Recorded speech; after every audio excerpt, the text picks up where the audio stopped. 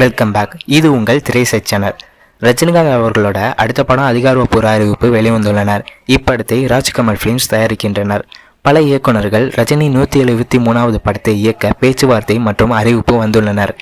அந்த வரிசையில் முதலாவதாக KS ரவிக்குமார் படையப்பா படத்தின் 2ஆம் பாகம் நீலாம்பரி என்ற தலைப்பில் இயக்குவதாக பேச்சுவார்த்தை அடிபட்டனர். பின்னர் அவரும் விலகினார்.